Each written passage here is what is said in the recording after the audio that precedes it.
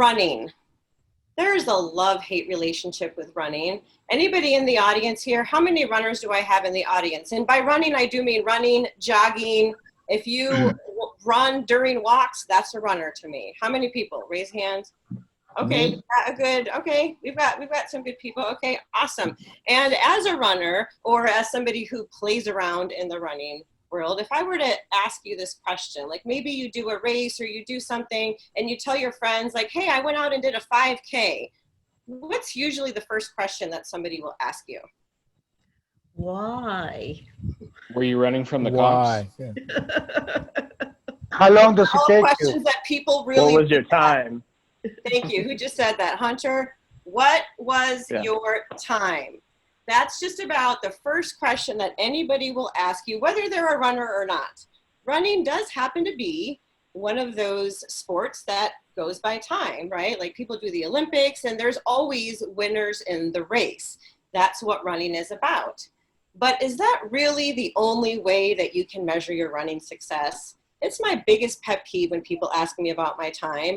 And so here I am today to maybe have you think about some different ways that you can measure your success should you decide to become a runner, for those of you who are not. And for those of you who are running, and maybe I can also help you maybe relax a little bit. So what was your time? Always the first question that people ask. What if I told you it didn't matter what your time was?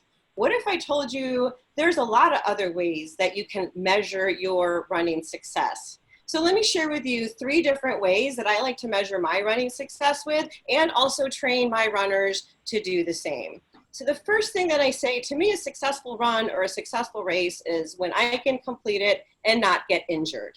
Okay, many of you have probably heard, you know, you run, you're gonna hurt your knees, it's bad for your back. Running doesn't cause pain. How you run can cause pain. So for me, if I can get through a race or a period of training and never get injured, to me, that's success. Who cares how fast I went? I teach running technique. So learning how to run is more important to me because that's going to keep me from getting injured. And as a runner, I have done 2 50Ks on back-to-back weekends. Now, for those of you that don't understand what a 50K is, a 50K is 31 miles. Okay, so 31 miles, 2 weekends in a row, never been injured.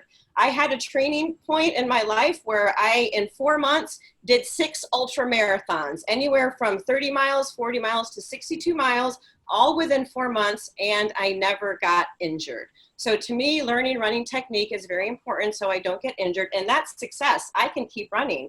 I know a lot of people who run and get injured and they have to be out and they can't do what they love to do for 3, 4, 5 months because they're injured and they can't.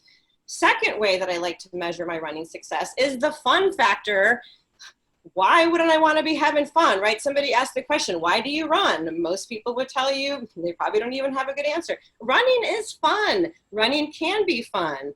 Take the speed out of it, and who cares? If any of you follow me on Instagram or on Facebook and you follow my Running University page, you'll see I'm going out with a bunch of ladies and we're having fun. We're doing full moon night runs on the trail. We're going out and having a beer when we're done running. Heck, sometimes we have a beer even before we run. What? Hey, and you know what? But it's all fun, and that's the whole idea. So having fun is definitely another way that I like to measure my success. A third way to measure my running success is the feel-good factor.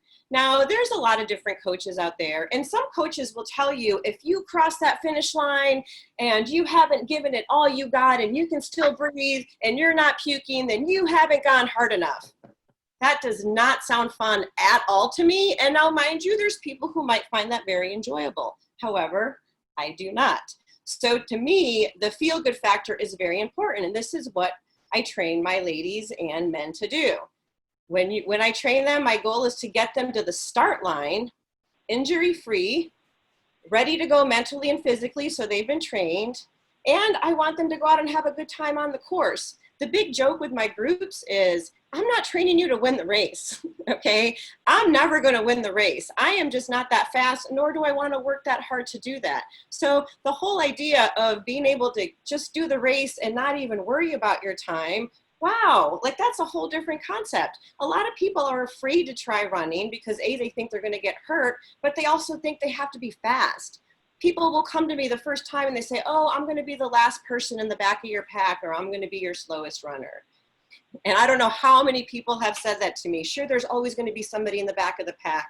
That's mostly me too. As a running coach, I don't care. I'm having fun and I'm not injured. So when I train my ladies, these are the things that I try to instill in them. Now, is going fast something you could focus on? Absolutely. That is absolutely something you can focus on when you're running, but it doesn't have to be the only way you measure your success.